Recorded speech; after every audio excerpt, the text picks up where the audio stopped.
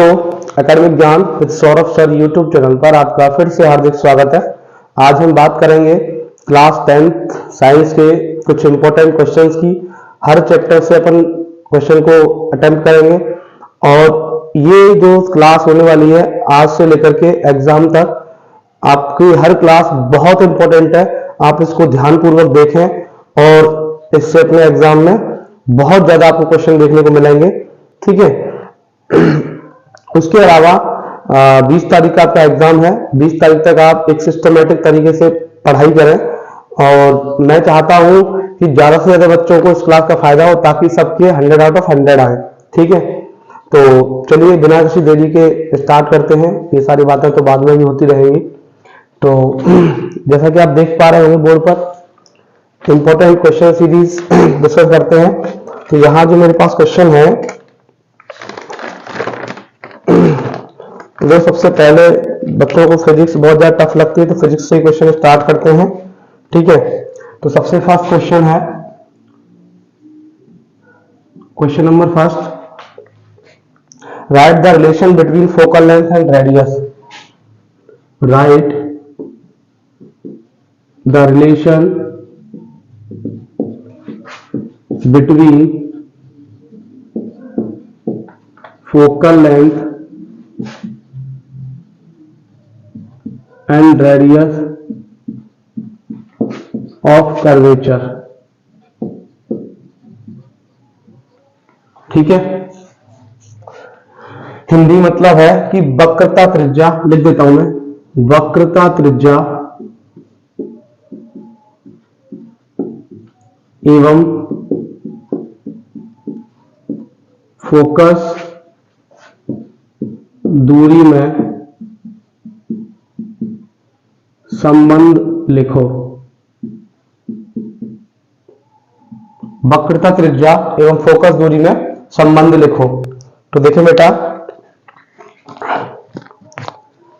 सबको पता है, बहुत छोटा सा आंसर है इसका। R इज इक्वल्स टू होता है 2F। R is equals to क्या होता है 2F। मतलब इसका यह है कि R मतलब क्या है रेडियस ऑफ कर्वेचर, F मतलब क्या है फोकल लेंथ। ठीक है, हिंदी में R का मतलब होता है वक्रता त्रिज्या, F का मतलब होता है फोकस दूरी। तो फोकस दूरी का 2 गुना होती है वक्रता त्रिज्या। या इस बात को आप ऐसे भी कह सकते हो कि F इज इक्वल्स टू होता है R/2। ठीक है, दोनों ही बातें एक ही है, अलग अलग नहीं है। ठीक है। उसके बाद क्वेश्चन नंबर 2, दूसरा क्वेश्चन क्या है, write two use of concave and convex mirror, जो मैं लास्ट क्लास में बता चुका हूं इस क्वेश्चन को। नेक्स्ट है draw ray diagram if object is place beyond C in concave mirror. देखो रे डायग्राम वाला क्वेश्चन है, रे डायग्राम। ठीक है, अब रे डायग्राम में फर्स्ट क्वेश्चन है concave mirror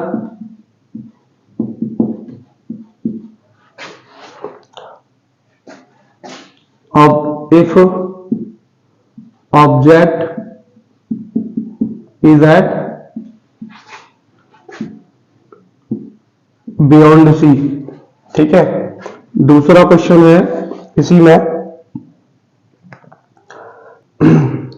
an object at convex lens है, कॉन्वेक्स लेंस, और ऑब्जेक्ट एट 2F1।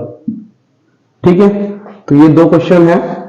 तो देखें आप, देखो फर्स्ट क्वेश्चन क्या है कि कॉनकेव मिरर है और ऑब्जेक्ट कहां पर है बियॉन्ड सी है। कॉनकेव मिरर मतलब अवतल दर्पण है और आपका ऑब्जेक्ट कहां रखा हुआ है बियॉन्ड सी रखा हुआ है। ठीक है, तो कॉनकेव मिरर सबको मैंने कल की क्लास में बताया हुआ है।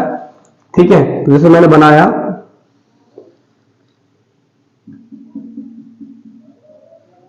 ये ए वाले का आंसर है, ये कॉनकेव मिरर है। अब ये क्या हो गया प्रिंसिपल एक्सिस। अब प्रिंसिपल एक्सिस जहां मिरर को इंटरसेक्ट करता है वो वाला पॉइंट क्या होता है पोल। तो ये वाला पॉइंट पोल है, मैं इधर दिखा देता हूं, ये वाला पॉइंट क्या है पोल P है। उसके बाद ऑब्जेक्ट कहां रखा हुआ बियॉन्ड सी रखा हुआ। देखो मैंने P से आगे जस्ट जो होता है वो F होता है और F से जस्ट आगे जो होता है वो C होता है। याद रखना लेकिन बेटा P से F का डिस्टेंस और F से C का डिस्टेंस इक्वल होना चाहिए, मतलब जो F है ना वो P और C का मिड पॉइंट होना चाहिए, ठीक है। तो ये P क्या है, पोल, F क्या है, मेन फोकस, और C क्या है, सेंटर ऑफ कर्वेचर। तो उसने ऑब्जेक्ट कहां रखा हुआ, बियॉन्ड C, तो मैंने ऑब्जेक्ट रख लिया बियॉन्ड C, तो यहां हो गया। बियॉन्ड C मतलब बेटा C से दूर है, बियॉन्ड C मतलब क्या, C से दूर है, तो ऑब्जेक्ट यहां रखा। अब हमने दो रूल कल बताए थे आपको कि जब कोई रे प्रिंसिपल एक्सिस के पैरेलल जाती है तो वो रिफ्लेक्शन के बाद फोकस से पास होती है, ठीक है। तो मैं एक रे लेके गया, प्रिंसिपल एक्सिस के पैरेलल गई, तो वो रिफ्लेक्शन के बाद कहां से जाएगी, फोकस से जाएगी, तो ये फोकस से चली गई, ठीक है। अब दूसरा लॉ मैंने बताया था कि जब कोई रे पोल पर जितने एंगल पर इंसिडेंट होती है वो उतने एंगल से क्या जाती है, रिफ्लेक्ट हो जाती है, ठीक है। तो अगर आप इसको ऐसे ले जाओगे,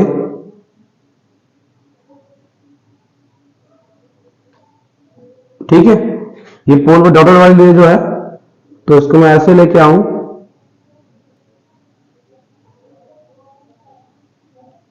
थोड़ा टेढ़ा हो रहा है शायद मेरे हिसाब से,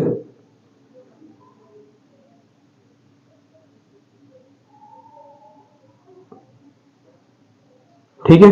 तो ये रे ऐसे आई और ऐसे चली गई, ठीक है, ये इंसिडेंटल रे है। ये अब यहां इंटरसेक्शन कहां हुआ, इस पॉइंट पर हुआ, तो ऑब्जेक्ट का इमेज जो है वो कहां बना, C और F के बिटवीन बना। कहां बना, C और F के बिटवीन, यहां इमेज बनेगा। इमेज कहां बनेगा, यहां इस जगह पर इमेज बनेगा।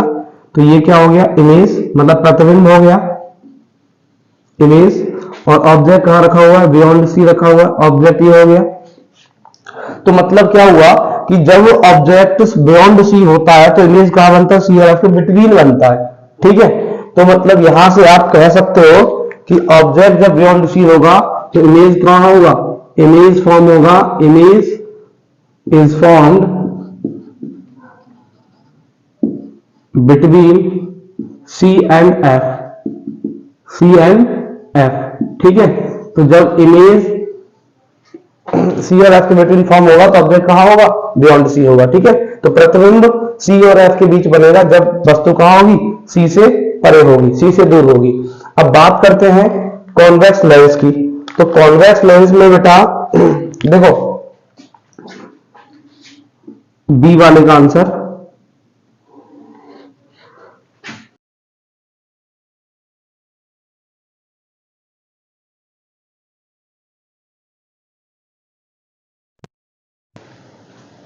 देखिए बेटा बीच में कुछ इंटरप्शन की वजह से वीडियो रुक गया था। तो देखें ये लेंस वाला केस समझे। लेंस में क्या होता है कि जो रे प्रिंसिपल एक्सिस के पैरेलल जाती है वो रिफ्लेक्शन के बाद F2 से पास होगी, ठीक है। नेक्स्ट सेकेंड थिंग ये है कि जो भी रे ऑप्टिकल सेंटर O से जाएगी वो रिफ्लेक्ट नहीं होती है।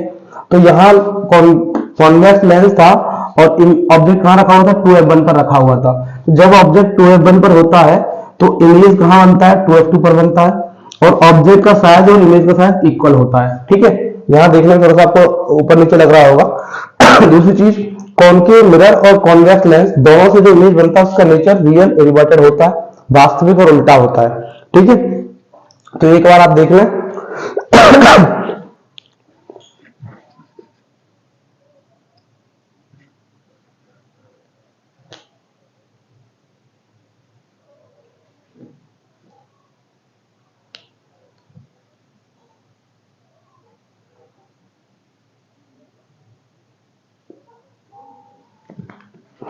देखें आगे बढ़ते हैं।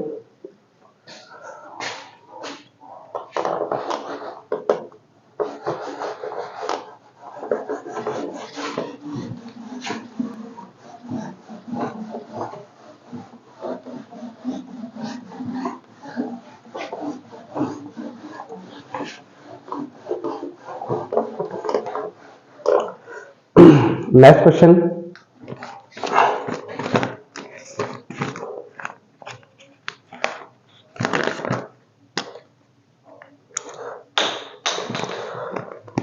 Question number 4, a convex mirror, ये मैं कल करा चुका था। Next question, light enters from air to glass having a refractive index 1.5. What is the speed of light in glass? C is equal to 3 into 10 to power 8 metre पर second. देखिए बेटा ये रिफ्रैक्टिव इंडेक्स वाला question है। तो देखो question number 3,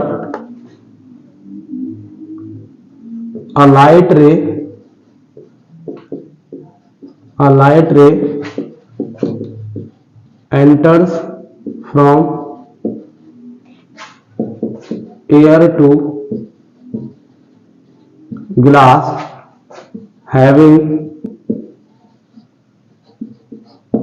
refractive index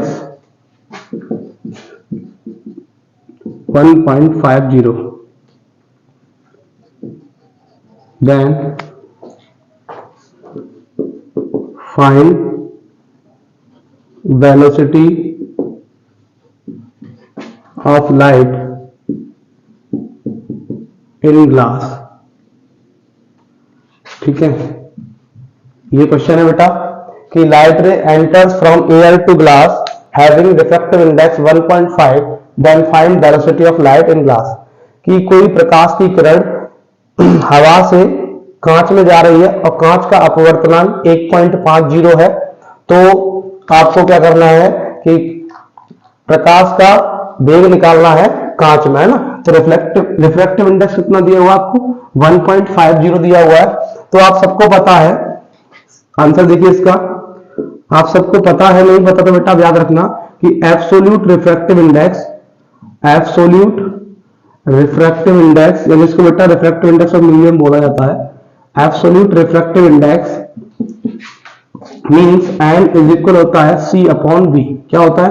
c upon v। ये formula बेटा याद रखना कि absolute refractive index means n is equals to होता है c अपॉन v। ये फॉर्मूला बेटा याद रखना, ठीक है। तो ये फॉर्मूला अप्लाई करोगे, c का वैल्यू जिनको नहीं पता वो याद रखें, c का वैल्यू बेटा कांस्टेंट है 3 into 10 to power 8 मीटर पर सेकंड होता है। ये c का वैल्यू है, कांस्टेंट है बेटा लाइट वेलोसिटी इन वैक्यूम, ठीक है। तो आप वैल्यू रखोगे, सिंस जो वैल्यू आपको है पता उसको रखो, है ना, जहां का जहां। अब n का वैल्यू रिफ्रैक्टिव इंडेक्स को n से दिखाते हैं, ध्यान रखना। तो यहाँ n का वैल्यू 1.50 इज इक्वल, c का वैल्यू कितना है बेटा? 3 into 10 to power 8 upon v आपको पता नहीं, तो जिसका वैल्यू जहां दिया है वहां रखना है, ठीक है। तो n is equal c upon v होता है, ठीक। तो मैंने n का वैल्यू कितना रखा? 1.50। n रिफ्रैक्टिव इंडेक्स होता है, याद रखें बेटा। c का वैल्यू कांस्टेंट है, याद रखना 3 into 10 to power 8। अब यहां देखो अपॉन 1 लगाया, क्रॉस मल्टीप्लाई करोगे तो क्या होगा? 1.50v is equal 3 into 10 to power 8। अब यहां से v का वैल्यू निकालोगे तो ये कहां जाएगा? डिवाइड में। तो v is equals to 3 into 10 to power 8 upon 1.50। अब सबको पता है कि 1.50 से ये 3 2 टाइम कैंसिल हो जाएगा। कितने टाइम हो जाएगा? 2 टाइम। तो देन आंसर कितना आएगा? 2 into 10 to power 8 मीटर पर सेकेंड। तो जो लाइट है उसका ग्लास में वेलोसिटी कितना होगा बेटा? 2 into 10 to power 8। ऐसे ही आपको आंसर जो है पेपर में हाईलाइट करके आना है, बिल्कुल ऐसे ही, ठीक है। और फॉर्मूला याद रखना कि एब्सोल्यूट रिफ्रैक्टिव इंडेक्स का क्या होता है? n is equal to c upon b। देखिए क्वेश्चन, उम्मीद करता हूं समझ आया होगा।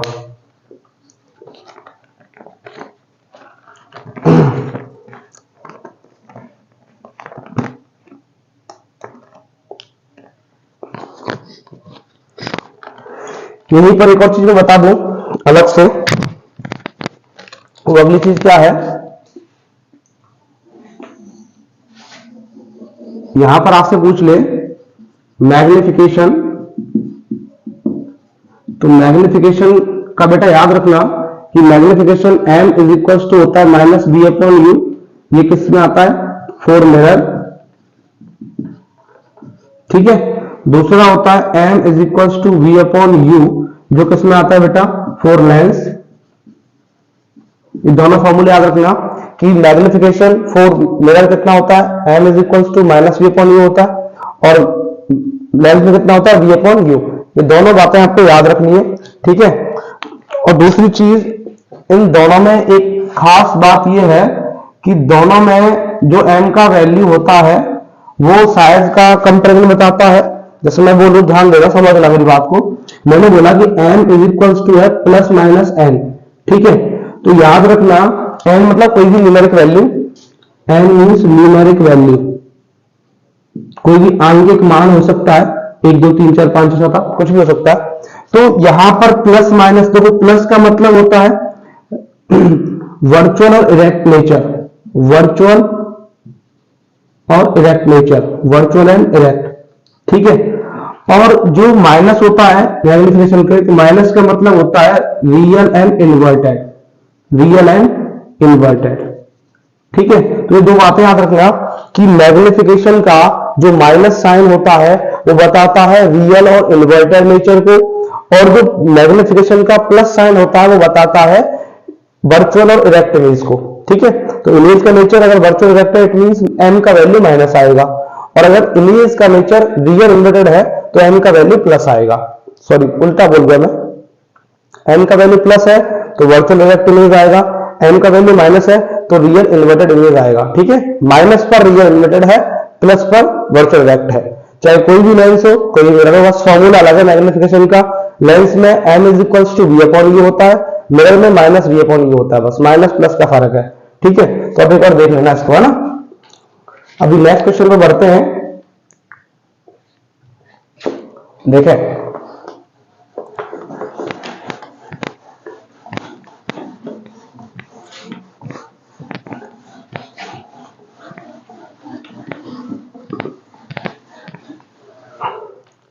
अगला क्वेश्चन क्या कह रहा है, a concave lens focal length 15 centimeter at what distance should the object from lens place it from 10 centimeter from the lens। देखो क्या कह रहा है, क्वेश्चन समझाता हूं तो समझ में नहीं आया होगा मुझे पता है। देखो an object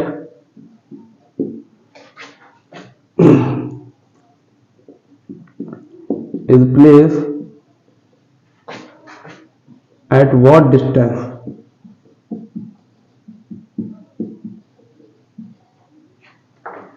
so that image is formed 10 centimeter away from concave lens having focal length 15 centimetre, ठीक है। आगे बोल दिया उसने फाइंड नेचर कमा पोजीशन, ठीक है। तो देखो आपको क्वेश्चन दिया हुआ है कि an object is placed at what distance so that image is formed 10 cm away from the concave lens having focal length 15 cm। तो पहली चीज आपको नोटिस करनी है कि ऑब्जेक्ट जो है, इमेज जो है वो 10 सेंटीमीटर अवे है बेटा, इमेज जो है वो 10 सेंटीमीटर अवे है, तो ये b का वैल्यू है, u का वैल्यू नहीं है। पहली बात माइंड में ये ध्यान से पढ़ लेना क्वेश्चन को। दूसरी चीज लेंस कौन सा है, कॉनकेव है।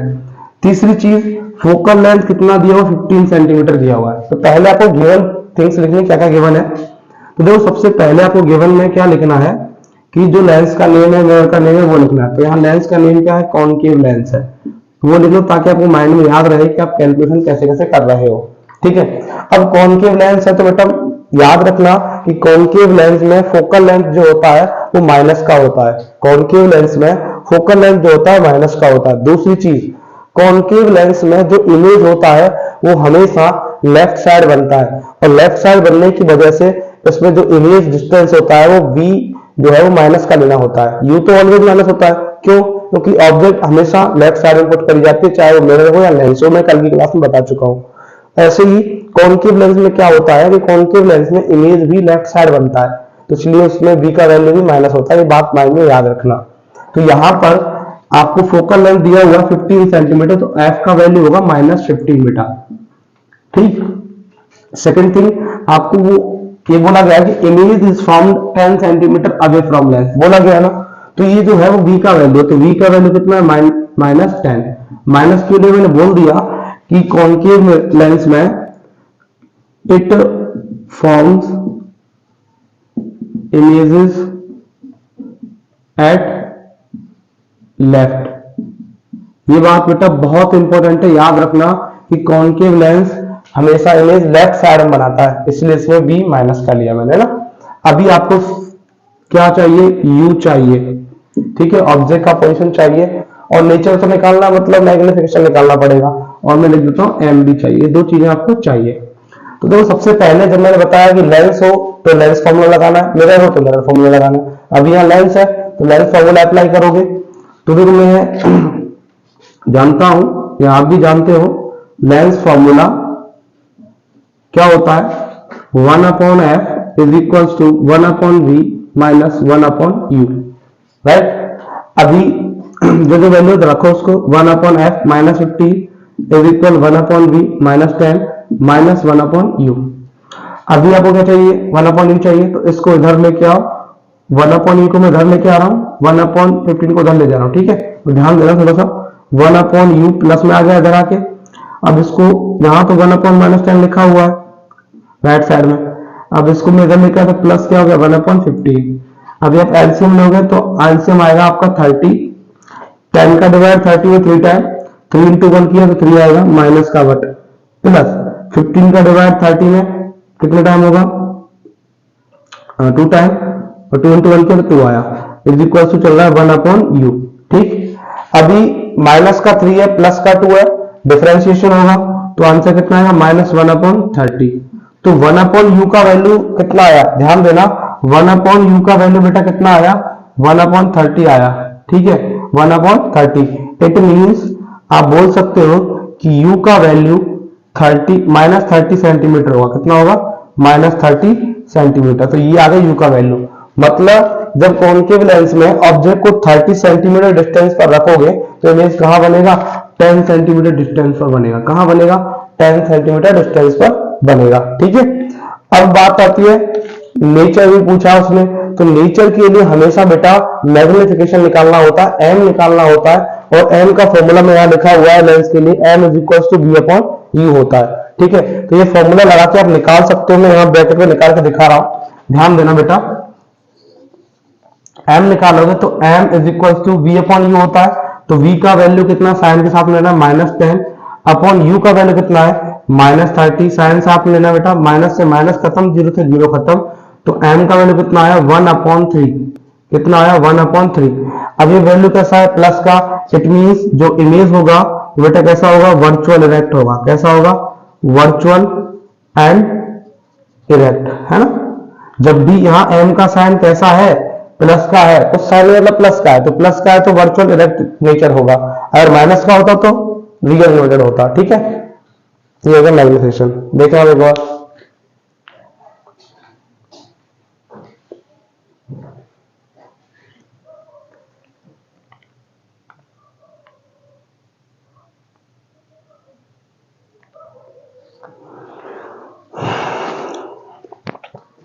देखें नेक्स्ट क्वेश्चन, आगे बढ़ते हैं।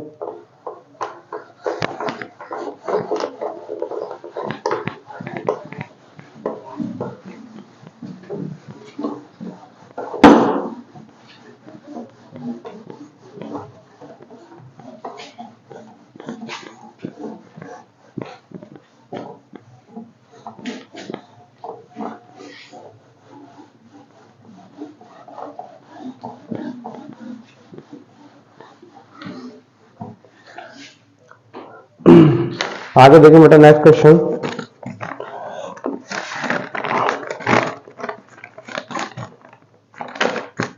अगला क्वेश्चन है define power of lens and find power of concave lens of focal length 2 metre.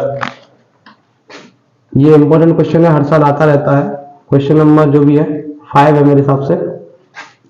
Define power of lens,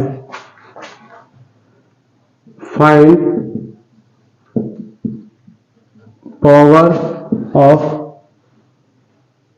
lens having focal length 2 metre.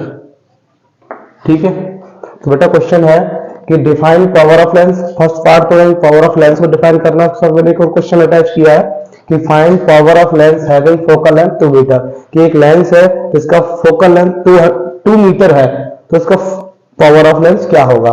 तो देखो सबसे पहली चीज तो इसका डेफिनेशन लिखते हैं। तो देखो डेफिनेशन में रेड से लिख देता हूं। डेफिनेशन क्या है इसका, देखिए आंसर सबसे पहले याद रखना है कि reciprocal of focal length, reciprocal of focal length बैगनमीटर में लिख रहा हूं इन मीटर्स है ना, is called power of length. ठीक है, तो reciprocal of focal length in meter is called power of length.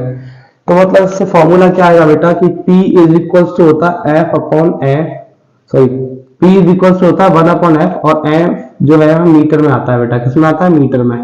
ठीक है, तो power of length is equal होता है 1 अपॉन F, लेकिन याद क्या रखना है कि जो M है वो मीटर के लिए है, किसके लिए, मीटर के लिए। अब उससे पावर निकालोगे आप, तो देखो पावर निकालोगे, फॉर्मूला आपके पास लिखा हुआ है।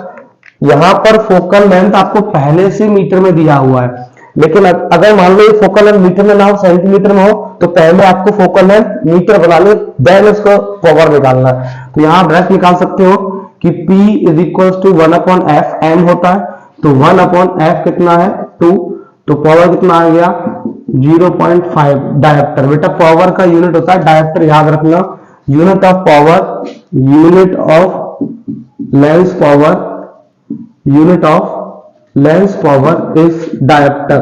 क्या होता है बेटा, डायप्टर होता है। ठीक है, डायप्टर। ठीक, तो लेंस पावर का यूनिट डायप्टर होता है, मैंने जिससे डी से दिखाते हैं। तो जब भी आपके पास फोकल लेंथ मीटर में ना हो, तो पहले उसको आपको क्या बनाना है, मीटर बनाना है, उसके बाद उसको P is equal to 1 upon F वाले फॉर्मूले में रखना है, तब आपके पास क्या है, पावर। दूसरी यहां इंपॉर्टेंट बात मैं बताऊं बेटा, अगर पावर का साइन प्लस में है तो लेंस आपका क्या होगा, कॉन्वेक्स होगा। क्या होगा, कॉन्वेक्स होगा। और अगर पावर आपका माइनस है तो लेंस आपका कॉन्केव होगा। कौन सा होगा, कॉन्केव। ठीक है, अगर पावर माइनस है तो लेंस कॉन्केव होगा, प्लस है तो कॉन्वेक्स होगा। दूसरी चीज, कॉन्वेक्स लेंस यूज होता है बेटा कहां पर, कॉन्वेक्स लेंस कहां यूज होता है, हाइपरमेट्रोपिया में। कहां यूज होता है, हाइपरमेट्रोपिया आई डिफेक्ट में। ठीक है, हाइपरमेट्रोपिया आई डिफेक्ट में यूज होता है जो कॉन्वेक्स लेंस है। कॉन्केव लेंस जो होता है बेटा वो मायोपिया लेंस, मायोपिया में यूज होता है, मायोपिया आई डिफेक्ट में। कहां यूज होता है, मायोपिया आई डिफेक्ट में। ठीक है, तो concave lens myopia eye defect में यूज होता है, convex lens hypermetropia eye defect में यूज होता है। और कॉन्वेक्स लेंस का पावर प्लस का होता है, कॉन्केव लेंस का पावर माइनस का होता है। ये बातें याद रखना। तो reciprocal of focal length in meter is called power of length. हर साल पावर ऑफ लेंथ का क्वेश्चन आता रहता है, तो आप इसको ठीक से कर लेना। और इसका यूनिट डायप्टर होता है। कुछ लोग ये भी बोलेंगे इस डायप्टर को बेटा आप मीटर इनवर्स भी लिख सकते हो। ठीक है, डायप्टर का मतलब मीटर इनवर्स भी होता है। ठीक है, याद रखना। अभी बात करते हैं नेक्स्ट क्वेश्चन की, देख लें आप एक बार।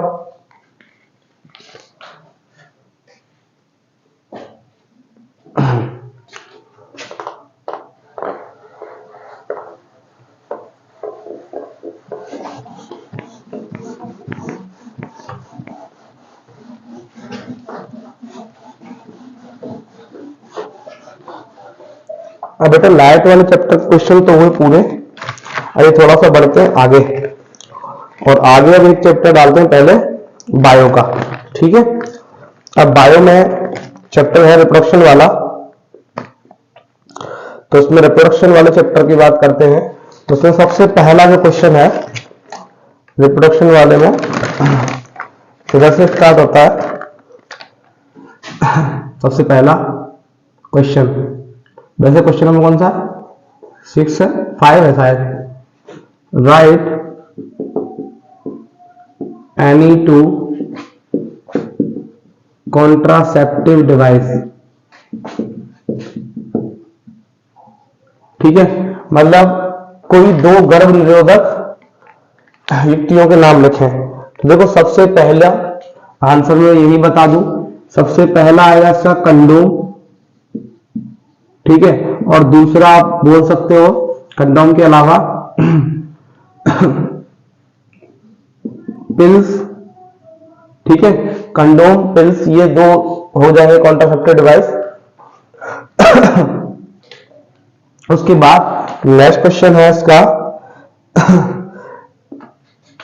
To sexually transmitted disease. यहां डिजीज बता दूं मैं, सेक्सुअली ट्रांसमिटेड डिजीजेस। ठीक है, जिनको बेटा शॉर्ट में बोला था एसटीडी। क्या बोला था? STD, sexually transmitted diseases. तो इसमें नाम आता है एक तो बेटा सिफिलिस, सिफिलिस, और दूसरा आता है बेटा आपका एड्स। क्या आता है? एड्स। ठीक है, पहला आता है सिफिलिस, दूसरा आता है एड्स। तो दो सेक्सुअली ट्रांसमिटेड डिजीजेस के नाम याद रखना। एड्स का फुल फॉर्म बता देता हूं यहां पर। एड्स का फुल फॉर्म होता है acquired immuno deficiency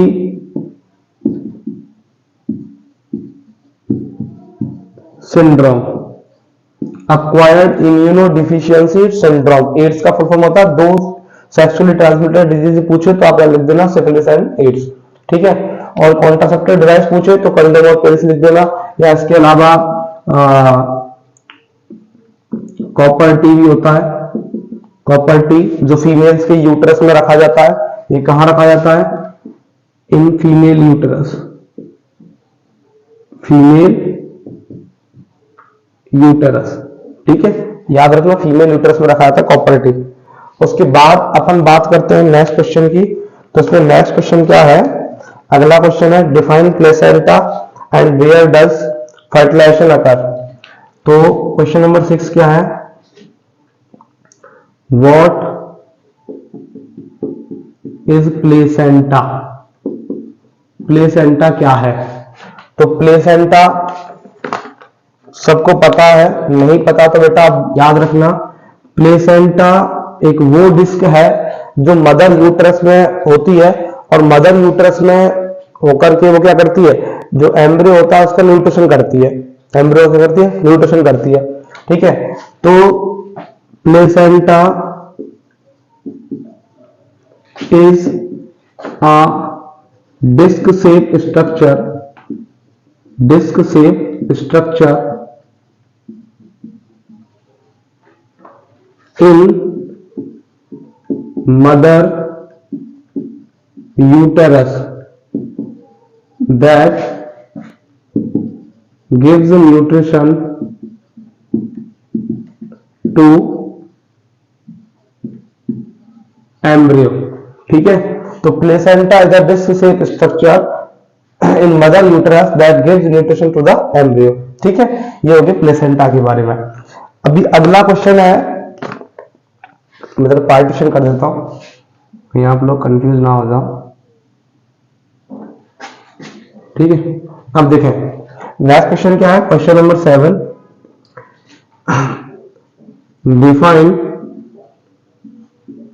fertilisation. Fertilisation को समझाएं। देखो फर्टिलाइजेशन क्या होता है, आपने 8th क्लास में भी सीखा होगा। फर्टिलाइजेशन का मतलब क्या होता है? The combination of ovum and sperm is known as fertilization। ठीक है, the combination of ovum and sperm is known as fertilization। अब इसमें थोड़ा सा आगे में बताऊं बेटा, फर्टिलाइजेशन जो होता है, इधर बताता हूं, फर्टिलाइजेशन जो होता है वो आगे दो टाइप में डिवाइड होता है। फर्टिलाइजेशन एक तो होता है इंटरनल फर्टिलाइजेशन, इंटरनल, दूसरा होता है एक्सटर्नल। ठीक है। एक होता है इंटरनल फर्टिलाइजेशन, दूसरा होता है एक्सटर्नल फर्टिलाइजेशन। तो इंटरनल फर्टिलाइजेशन जो होता है बेटा वो इन द फीमेल बॉडी होता है। कहां होता है? In the female body. ठीक है, इंटरनल फर्टिलाइजेशन कहां होता है? इन द फीमेल बॉडी होता है। और एक्सटर्नल फर्टिलाइजेशन जो होता है वो आउट ऑफ फीमेल बॉडी होता है, आउट ऑफ फीमेल बॉडी।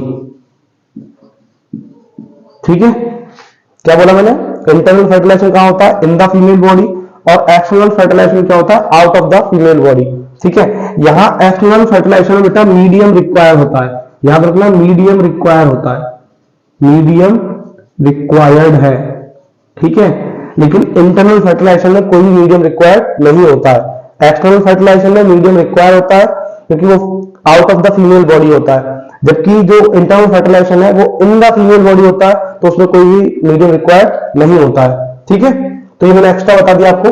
याद रखना फर्टिलाइजेशन क्या होता है? Combination of ovum and sperm, दोनों का जो फ्यूजन होता है या कॉम्बिनेशन होता है उसका नाम होता है फर्टिलाइजेशन। और फर्टिलाइजेशन के दो टाइप होते हैं, एक तो internal fertilisation, second external fertilisation. ठीक है, मतलब हिंदी में आंतरिक निषेचन और बाह्य निषेचन। ठीक है, आंतरिक निषेचन मादा शरीर के अंदर होता है और बाह्य निषेचन मादा शरीर के बाहर होता है। हिंदी वालों को तो नाम से समझ में आ जाएगा। उसके बाद फर्टिलाइजेशन के बाद बेटा एक और प्रोसेस होता है।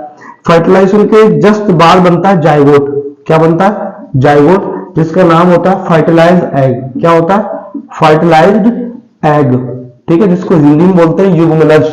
ठीक है, तो जाइगोट जो बनता है बेटा वो कुछ नहीं है, बस स्पर्म और ओवम के कॉम्बिनेशन के आफ्टर 7 डेज बनता है ना, उसका नाम क्या होता है? जाइगोट। आपसे पूछा है व्हाट इज जाइगोट, तो आप सिंपल लिख देना fertilised egg is known as zygote.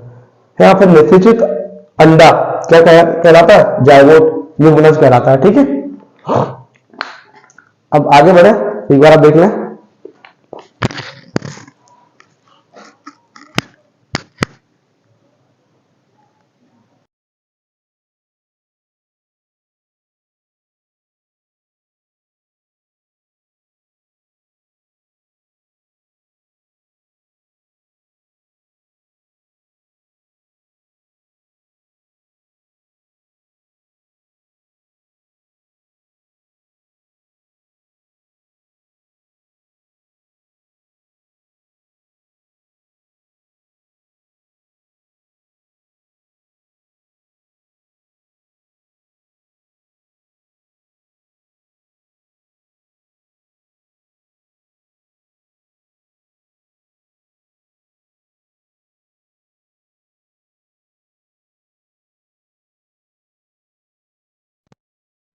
Next question,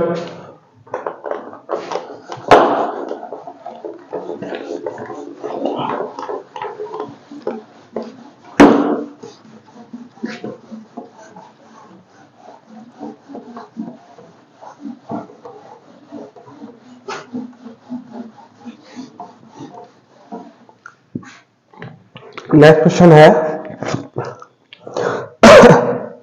right the function of seminal vesicle and prostate gland.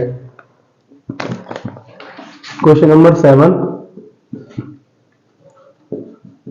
Right functions of seminal vesicle and prostate gland. Seminal vesicle और prostate gland के function क्या है? तो देखो बेटा, चलो पहले मैं क्वेश्चन लिख देता हूं, ठीक है, उसके बाद आंसर लिखेंगे इनके। क्वेश्चन नंबर 8, क्वेश्चन नंबर 8 क्या है? Name the two changes during the puberty in boys and girls. Name two changes in boys and girls during puberty, ठीक है। तो बॉयज और गर्ल्स में जो जो चेंजेस प्यूबर्टी टाइम पर होते हैं वो उनमें से दो लिखने हैं, ठीक है। क्वेश्चन नंबर 9 जो है वो है draw a labelled diagram draw labelled diagram of male, और आपको चॉइस आएगी बेटा फीमेल रिप्रोडक्टिव सिस्टम। ठीक है, चॉइस आएगी दोनों एक साथ आए तो फीमेल रिप्रोडक्टिव सिस्टम। आपको दोनों ही प्रैक्टिस करने, इसलिए मैंने दोनों ही डाले, मेल रिप्रोडक्टिव सिस्टम और फीमेल रिप्रोडक्टिव सिस्टम में से किसी एक का आपसे डायग्राम पूछ लेगा। अब इसमें और क्वेश्चन क्या है,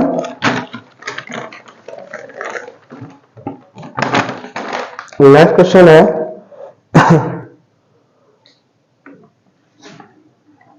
question number 10, draw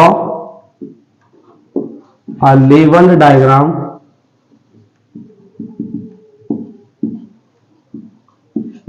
of longitudinal section of flower, longitudinal section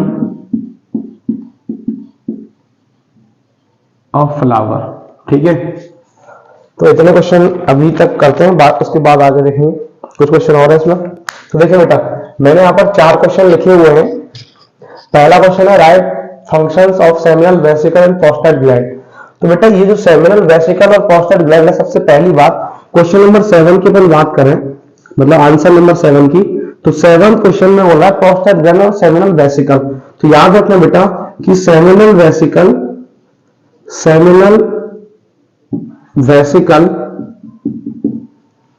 and prostate gland both are part of male reproductive system,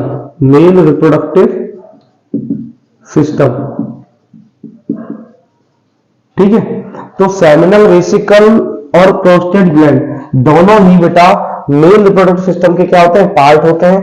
अब इनका काम क्या है, इनके काम की बात करें तो फंक्शन दोनों के मैं बता रहा हूं आपको, ध्यान देना। फंक्शन जो होते हैं, काम, तो देखो पहली चीज जो सेमिनल वेसिकल होता है, सेमिनल वेसिकल जो होता है वो क्या करता है, अपना सेक्रेशन। सेमिनल वेसिकल जो है वो अपना सेक्रेशन जो यहां से सेक्रेशन निकलता है, सेक्रेशन जो निकलता है उसको कहां डालता है बेटा, वेस डेफरेन में। कहां डालता है, वेस डेफरेन में। ठीक है, याद रखना जो सेमिनल वेसिकल होता है उससे जो सेक्रेशन निकलता है वो कहां डालता है, वेस डेफरेन में। और वेस डेफरेन जो होती है वो क्या फॉर्म करती है बेटा, यूरेथ्रा। क्या फॉर्म करती है, यूरेथ्रा। जो कॉमन पैसेज होता है बेटा यूरेथ्रा फॉर्म करती है, वेस डेफरेन जो होती है वो यूरेथ्रा फॉर्म करती है। और यूरेथ्रा जो होता है बेटा वो कॉमन पैसेज होता है। क्या होता है, कॉमन पैसेज। किसका, दो चीजों का बेटा, यूरिन और स्पर्म, यूरिन और स्पर्म। ठीक है, तो पहली चीज देखो सेमिनल वेसिकल का मैंने फंक्शन बताया।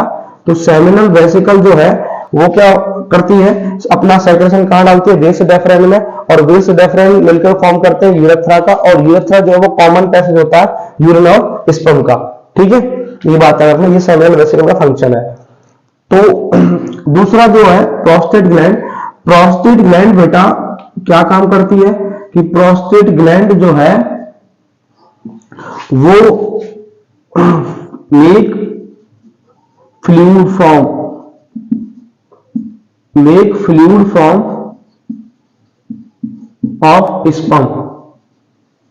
ठीक है, ये बात याद रखना कि जो स्पर्म होता है वो फ्लूइड फॉर्म में आता है, वो किसकी वजह से आता है, प्रोस्टेट ग्लैंड की वजह से आता है। तो प्रोस्टेट ग्लैंड जो होती है वो स्पर्म को एक्टिवेट करती है फ्लूइड फॉर्म में आने के लिए।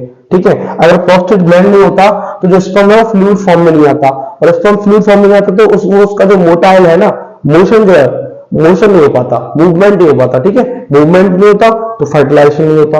ठीक है, तो प्रोस्टेट ग्लैंड और जो सेमिनल वेसिकल है बेटा, उन दोनों का जो पर्टिकुलरली फंक्शन होता है वो स्पर्म से रिलेटेड है। मतलब ये जो सेमिनल वेसिकल है वो अपना सेक्रेशन वेस डेफरेन में डालती है।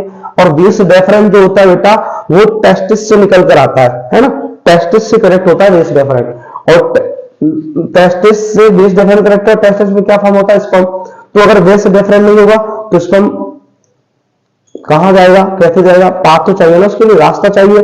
तो सेवरल वेसिकल सेक्रेशन वेस्ट डेफरेंट में डालेगी, वेस्ट डेफरेंट यूनाइट होके बनाते हैं यूरेथ्रा, और यूरेथ्रा जो होता है वो कॉमन पैसेज है स्पर्म और यूरिन का, ठीक है। तो ये तो काम होगा सेवरल वेसिकल का।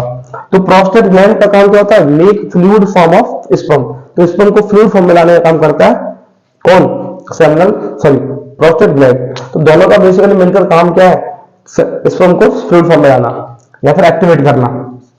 आठवां क्वेश्चन का आंसर जो है उसमें बोला two changes in boys and girls. तो बेटा सुनना, जो प्यूबर्टी टाइम पर प्यूबर्टी चेंजेस, ठीक है।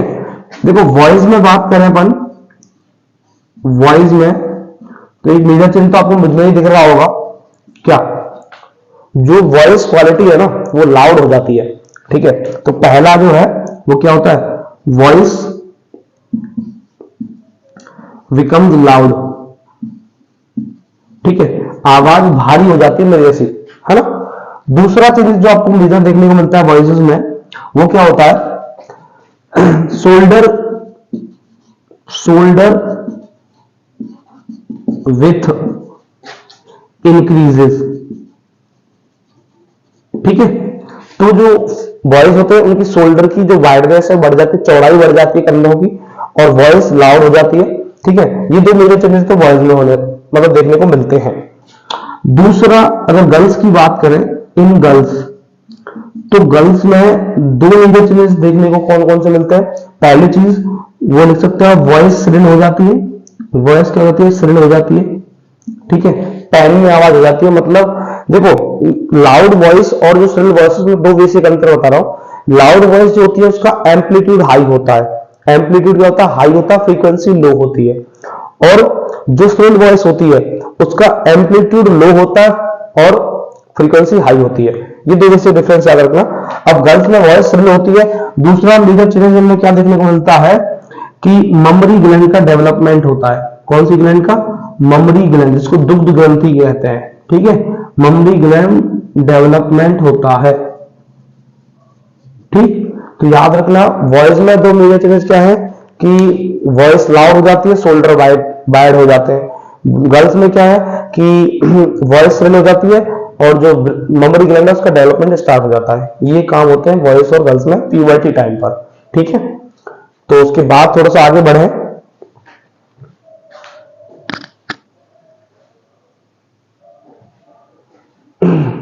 देखें ये दो क्वेश्चन हो गए ऊपर वाले।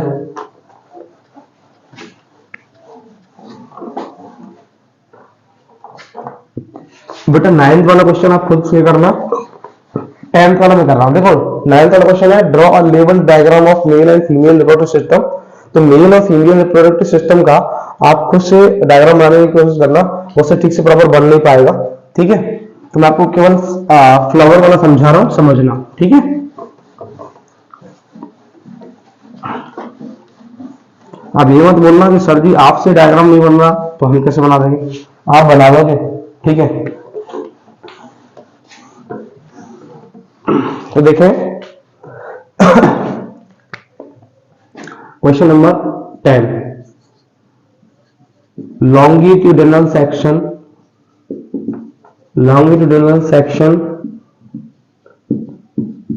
of flower।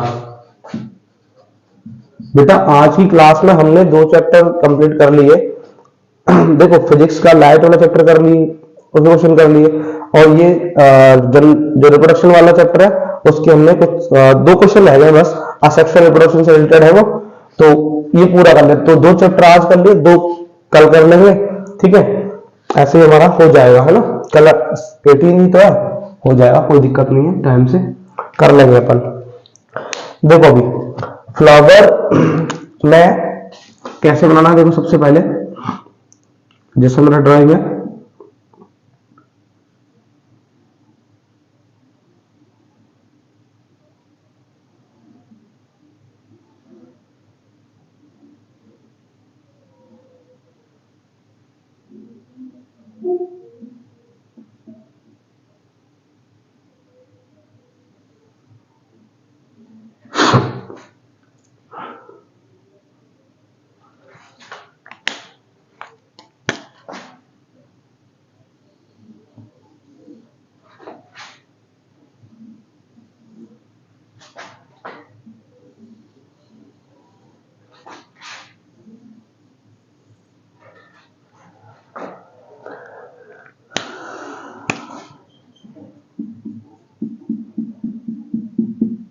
देखें, ये जो है सबसे पहले बात करें, ये वाला जो पार्ट होता है इसका नाम क्या होता है? स्टिग्मा। क्या नाम होता है? स्टिग्मा। ठीक है, सबसे पहला जो पार्ट है वो होता है स्टिग्मा। और उसके बाद ये जो सेकेंड पार्ट दिख रहा है आपको, इस पार्ट का नाम होता है स्टाइल। क्या नाम होता है? स्टाइल।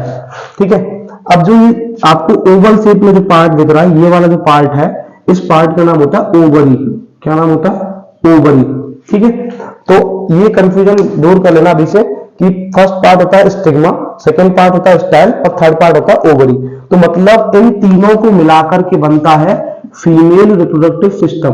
Female reproductive system. ठीक है, फीमेल रिप्रोडक्टिव सिस्टम, जिसका नाम होता है बेटा कार्पिल। क्या नाम होता है? कार्पिल या फिर पिस्टिल। ठीक है, कार्पिल या पिस्टिल, दो नाम होते हैं। आगे आप 11th क्लास में जाओगे तो इसका नाम कार्पिल पढ़ोगे और 10th तक अभी क्या पढ़ोगे? पिस्टिल। ठीक है, तो female reproductive system of flower में 3 पार्ट आते हैं, स्टिग्मा, स्टाइल एंड ओवरी। ठीक है, सबसे अपर पार्ट होता है स्टिग्मा जो पॉलिनेशन में हेल्प करता है। सेकंड पार्ट होता है स्टाइल जो कि एक पाथवे होता है, मीडियम प्रोवाइड करता है कि जो पोलन ग्रेन्स है वो स्टिग्मा से कहां है? स्टाइल से थ्रू ओवरी तक पहुंचे। तो जो स्टाइल है वो केवल एक मीडियम है, ठीक है, प्रोपेगेट करने के लिए। उसके बाद स्टाइल सेकंड नंबर पर आता है, ओवरी थर्ड नंबर पर आता है ना। प्रोसेस स्टेप बाय स्टेप याद रखना। ठीक है, उसके बाद एक इसमें फीमेल वाला पार्ट तो मैंने बता दिया। अब उसके बाद इसमें मेल वाला पार्ट और होता है। मेल वाला पार्ट मैं बना रहा हूं, देखो ये मैं बना दिया मेल वाला पार्ट। इधर भी होगा ऐसे ही, ये मेल वाला पार्ट हो गया। अब देखो मेल वाले पार्ट में ये है male reproductive system. Male reproductive system, इसमें बेसिकली 2 पार्ट आते हैं। मेल रिप्रोडक्टिव सिस्टम में कितने पार्ट आते हैं? 2 पार्ट आते हैं। सबसे पहला पार्ट होता है एंथर। क्या होता है? एंथर। और दूसरा पार्ट होता है बेटा आपका फिलामेंट। क्या होता है? फिलामेंट। ठीक है, पहला पार्ट क्या है? एंथर और सेकंड पार्ट क्या है? फिलामेंट। इन दोनों से मिलकर के जो मेल रिप्रोडक्टिव सिस्टम बनता है उसका नाम होता है बेटा स्टेमेन। क्या नाम होता है? स्टेमेन। ठीक है, तो फ्लावर का मेल रिप्रोडक्टिव सिस्टम का नाम क्या होता है? स्टेमेन, जिसमें 2 पार्ट आते हैं, first anther, second filament. Female reproductive system part का नाम क्या होता है? पिस्टिल, और 3 पार्ट आते हैं, स्टिग्मा, स्टाइल एंड ओवरी। ठीक है, अब यहां पर मेल रिप्रोडक्टिव सिस्टम से जो पार्ट बनता है या फिर जो जर्म सेल बनती है, उस जर्म सेल का नाम क्या होता है? Pollen grain. क्या होता है? Pollen grain. ठीक है, तो मेल जर्म सेल का नाम फ्लावर में क्या बनता है? Pollen grain. और अगर मेल की बात करें, फ्लावर की बात ना करें, मेल की बात करें तो क्या होता है? स्पर्म। तो सेम ऐसे ही स्टेमेन जो है वो फ्लावर का मेल रिप्रोडक्टिव पार्ट है, जिससे कि जर्म सेल का नाम क्या बनता है? Pollen grain. उसके बाद फीमेल वाले पार्ट की बात करें तो फीमेल वाले पार्ट में जो जर्म सेल बनती है उसका नाम बेटा सेम है जैसा कि एनिमल्स में होता है। क्या? ओवम। क्या बनता है? ओवम। और जब ओवम और ये जो पोलन ग्रेन है इन दोनों का कॉम्बिनेशन होता है तो उसका नाम क्या होता है? फर्टिलाइजेशन। लेकिन फर्टिलाइजेशन फ्लावर में बेटा पॉलिनेशन के बाद होता है। ठीक है, याद रखना, फर्स्ट प्रोसेस फ्लावर्स में पॉलिनेशन होता है और सेकंड प्रोसेस इसके बाद क्या होगा? फर्टिलाइजेशन। एनिमल्स में पहले क्या होता है? एनिमल्स में डायरेक्ट फर्टिलाइजेशन होता है, लेकिन फ्लावर्स में पहले पॉलिनेशन होगा उसके बाद फर्टिलाइजेशन होगा। पॉलिनेशन में केवल जो पोलन ग्रेन्स है वो स्टिग्मा तक पहुंचते हैं। ठीक है, उसके बाद उनका फ्यूजन होता है, उससे पहले नहीं होगा। पॉलिनेशन के बाद फर्टिलाइजेशन होगा, लेकिन ह्यूमंस में डायरेक्ट होता है फर्टिलाइजेशन। ठीक है, तो पॉलिनेशन के जस्ट बाद होने वाली प्रोसेस आपसे पूछ ली जाए तो आंसर क्या होगा? फर्टिलाइजेशन। ठीक है, पॉलिनेशन ह्यूमंस में नहीं होता, किसमें होता है? फ्लावर्स में। तो फ्लावर की बेसिकली पार्ट कौन कौन से हैं कि एक तो फीमेल रिप्रोडक्टिव सिस्टम है जिसका नाम पिस्टिल होता है या कार्पिल। ठीक है, जिसके 3 पार्ट होते हैं, stigma, style and ovary. First part stigma, second style और थर्ड ओवरी। और फीमेल जर्म सेल का नाम क्या होता है? ओवम। अभी यह बात करें, ये जो मेल रिप्रोडक्टिव सिस्टम है उसका नाम क्या होता है? स्टेमेन होता है, जिसके 2 पार्ट है, एंथर और फिलामेंट। और मेल जर्म सेल का नाम क्या होता है? Pollen grains. तो पोलन ग्रेन का स्टिग्मा पर पहुंचने का प्रोसेस होता है पॉलिनेशन। पॉलिनेशन के बाद क्या होता है? फर्टिलाइजेशन। ठीक है, उसके बाद इसमें एक और चीज देखो, फ्लावर भी 2 टाइप के होते हैं। ठीक है, टाइप्स ऑफ फ्लावर की बात करें तो फूल 2 प्रकार के होते हैं। कितने प्रकार के होते हैं? दो प्रकार के, जिनमें पहला जो पार्ट आता है वो आता है यूनिसेक्सुअल। कौन सा आता है? यूनिसेक्सुअल, ठीक है। और दूसरा जो आता है, नाम से पता चल रहा होगा, बायसेक्सुअल, ठीक है। अब यूनिसेक्सुअल और बाइसेक्सुअल क्या है जी? यूनिसेक्सुअल, देखो यूनि वर्ड का मीन्स होता है वन, ठीक है, और बाय का मतलब होता है टू। तो जिस फ्लावर में सिंगल सेक्स प्रेजेंट होगा उसको बोलते हैं यूनिसेक्सुअल फ्लावर, ठीक है। मैं लिख रहा हूं उसमें हैविंग ओनली वन सेक्स, ठीक है। जिस फ्लावर में केवल सिंगल सेक्स प्रेजेंट होगा, या तो मेल या फीमेल, तो उसको बोलेंगे यूनिसेक्सुअल फ्लावर। अब यूनिसेक्सुअल के एग्जांपल आपसे पूछे तो एग्जांपल याद रखना, रोज जिसको गुलाब बोलते हैं, रोज, लिली, क्या होता है? लिली, ठीक है, रोज, लिली, ये दो याद रखना। या फिर आप वाटरमेलन, तरबूज जिसको बोलते हैं वाटरमेलन, ठीक है, पपाया, पपाया, ठीक है। तो चार एग्जांपल बता दूं मैंने आपसे, कोई दो पूछेगा तो यूनिसेक्सुअल फ्लावर के एग्जांपल याद रखना, पपाया, पपीता जिसको बोलते हैं, वाटरमेलन, तरबूज, ठीक है, रोज, गुलाब और लिली। ये चार फ्लावर के नाम है जो यूनिसेक्सुअल होते हैं, जिनमें सिंगल सेक्स प्रेजेंट होता है, ठीक है। दूसरी चीज जो बायसेक्सुअल फ्लावर है, उसमें क्या होता है? हैविंग बोथ सेक्स, उसमें दोनों सेक्स होंगे, मेल भी होगा फीमेल भी होगा। हैविंग बोथ सेक्स, जिसमें दोनों सेक्स प्रेजेंट होंगे, उसको क्या बोला जाएगा? Bisexual flower.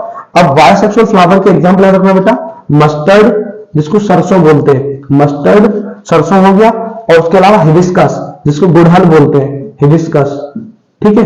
तो दो एग्जांपल इसमें याद रखना कि बायसेक्सुअल फ्लावर में कौन कौन से आते हैं? मस्टर्ड एंड हिबिस्कस आते हैं।